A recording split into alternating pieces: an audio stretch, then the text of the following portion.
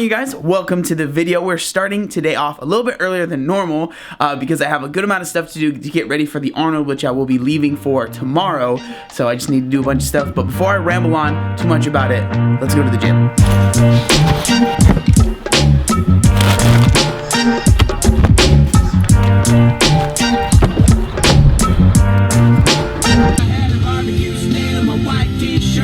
And a little bit of chicken fried.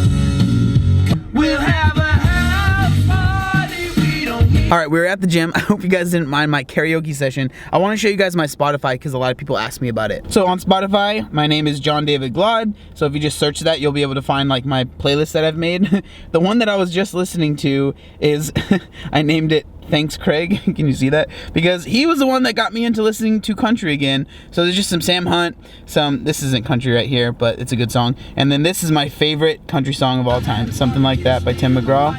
It is the best. All right, I need to stop talking about music and work out. Let's do it.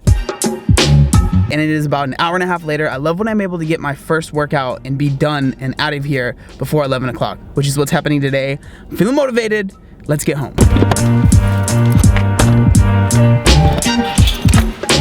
All showered up and clean. The reason that I have my hair like this is because I'm actually planning on getting a haircut later, and I feel bad when I go there and like I've had my hair in a hat all day, and then it gets like I just feel like it's probably harder to cut. So I'm just gonna leave it like this. But I need to make some food right now because I'm super hungry. So let's do that.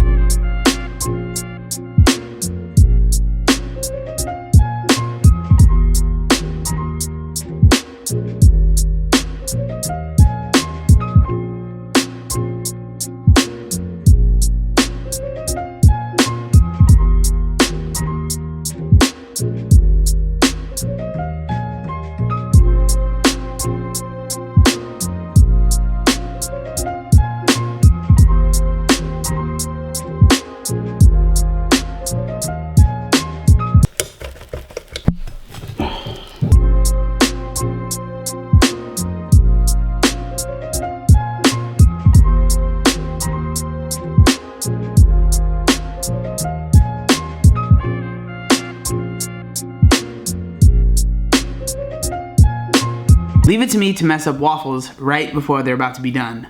But they tasted good, so that's all that really matters. So what they were are these flapjack protein pancakes. I'm not sponsored by this company, but for both of those waffles, it ends up being about 400 calories, 6 fat, about 50 carb, and 40 grams of protein, and they taste really good, and literally all you have to do, you guys saw how I made it, just add water. They say you can add an egg, which might have helped them not, kind of fall apart, but for me, eggs don't sit well in my stomach, and they kind of make me a little bit sick, so I don't eat them very much. That's why you guys never see me eat eggs. And then the syrup that I used is this sugar-free syrup. I like using sugar-free syrups because syrup is so high in calories, so normally syrup for one serving is about 200 something calories, 220 calories.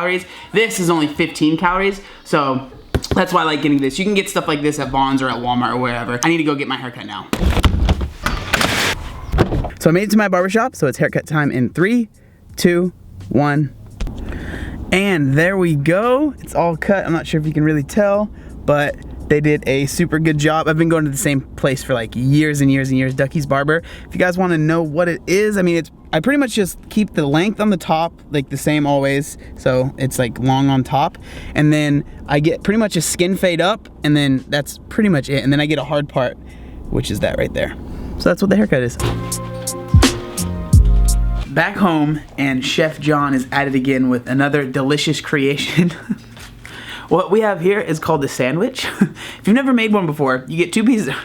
But seriously, I made a little sandwich. So what's in here is actually lettuce. We have a little bit of cheese right there. But what I did with the meat, instead of just doing regular sandwich meat, because I'm not saying that I don't eat sandwich meat, because I definitely do, but what I try to kind of avoid it just because of the amount of sodium that's in it and stuff. So what I did here was I just have my regular chicken breast that I cook up for like my stir fries and stuff, and I just cut it into really like thin pieces.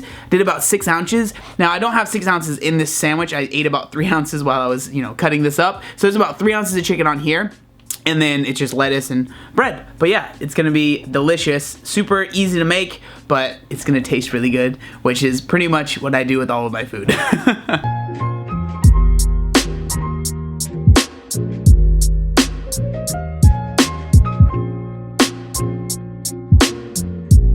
I need to take a break from packing and actually have a topic that I want to talk about right now. It's probably gonna be like the title of the video, so you guys already know what I'm gonna be talking about. But I want to talk about the fat acceptance movement, or fat shaming as well. I just kind of wanted to talk about that in my thoughts because I've been getting a lot of questions about it. Now, with the fat acceptance movement, I hate even saying that word. I hate that that's what it's called, but that's what it's called. So I feel like there's so many different like definitions and things that people think that it is, and like say that this is what it is. Well, this is what it is. So I went to Wikipedia and I just kind of wanted to read off what they say it is, just to get a general understanding of what the fat acceptance movement is. The fat acceptance movement is a social movement seeking to change anti-fat bias in social attitudes. Areas of contention include the aesthetic, legal, and medical approaches to people whose bodies are fatter than the social norm. So when I read that definition of the fat acceptance movement, I think that it's great because I don't think anyone should ever be treated less than because they're, maybe larger than other people. Like, I know when I was obese, I definitely was treated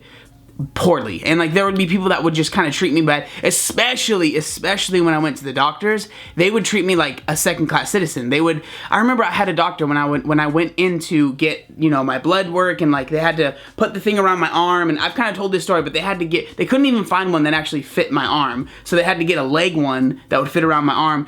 And I remember he like literally was making noises like, oh my gosh, or he'd just be like, oh man, like that. He would do that. And I just remember I felt like garbage, like absolute garbage. And like it just doesn't make sense because that's where you go when you're sick and when you're ill and when things are going wrong with you. But if someone's gonna, like, when he treated me like that, it made me never want to go back. And luckily nothing ever really happened to me, but even if something did, I would have never wanted to go back to that doctor because he treated me like I was this horrible person, and I was only like 17 years old or something like that. Like, I was a kid, and that isn't right. And I think that the fat acceptance movement for that is absolutely spot on, and it should be. Anyone who is a human should be treated the same, no matter who they are, no matter how much they weigh. Like, you should be treated with respect no matter what. The main issue that it seems most people have with the fat acceptance movement is that pretty much people just say that it's unhealthy to be morbidly obese. And to that, I mean, obviously I agree. I don't think it's the healthiest thing to be morbidly obese, but I don't think that going all the way to the side of fat shaming and making people feel like pieces of garbage because they are morbidly obese is the way to go. Like, I think personally for me, and as you guys can probably tell by my channel, I think the best way for me to help others is to be there to help you. You know what I'm saying? Like, give you the information that I think helped me lose all of my weight. And if you're ready to take that step, then you're ready to take that step. I don't think there's anything that I could do, honestly, to push someone, especially with negative talk, to push someone to lose weight. And now I get that everybody's different, and I'm not saying that, some people, that does help them. Like, being like this, like having a girl that they like totally blow them off and say, like, I will not date you because you're overweight. Like, I've heard stories of that helping people lose weight.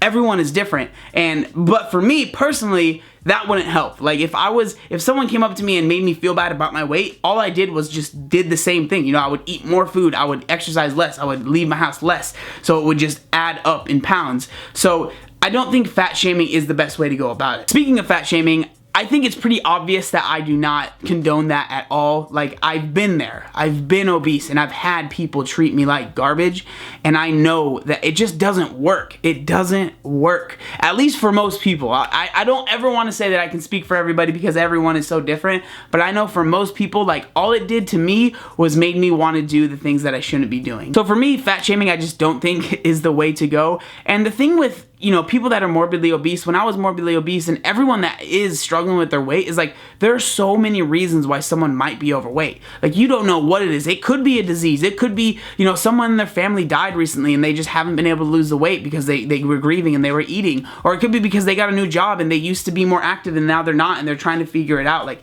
everyone is so different, and just, I feel like lumping everyone together in this big cluster and just saying, like, everything about you is wrong when everyone in that individual cluster is so different and they're dealing with so many different things. I just feel like it's kind of childish, and it's kind of like, it's like black and white when nothing in this world is black and white, right? There's always a gray area. There's always, and like, that whole area is this huge gray area of people that are dealing with things, and we never know what it is that they're dealing with. So I just don't see how being mean to someone and just trying to cut someone down to be like, maybe this will make them change, like, that will never work. I don't see that working. So do I agree with fat acceptance? At the core of what it means, treating people like regular human beings in the way that they should be treated, Absolutely. I think that that's a great thing. Do I agree with fat shaming? Absolutely not. Like, I don't see how that could work. I know that for me, it did not work. It might work for some people, but I think for the majority of human beings, it is not the way to go. And as far as like my mission and what I feel like my part in all of this is to share my story and show others that might be ready to lose weight, that are willing to make that change,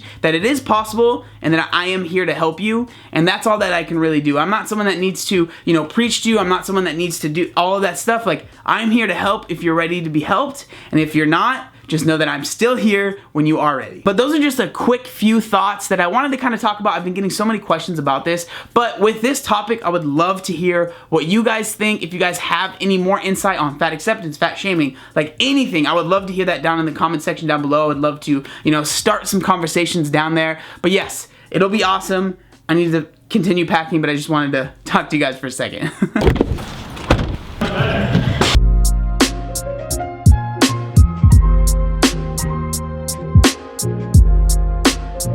So the first part of today's workout, we're actually working on skill work. So we're gonna be working on basically like gymnastic skill work. So the first part is 3 sets of 5 strict pull-ups and 5 strict ring dips.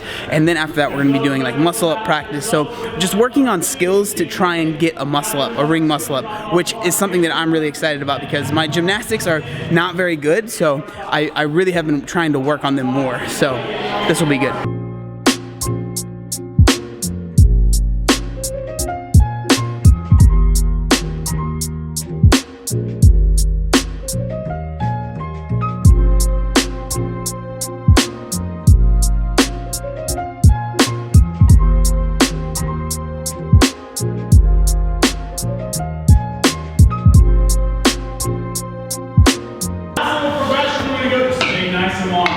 Yeah. Pull a little bit early, stay nice and long. My hands hurt.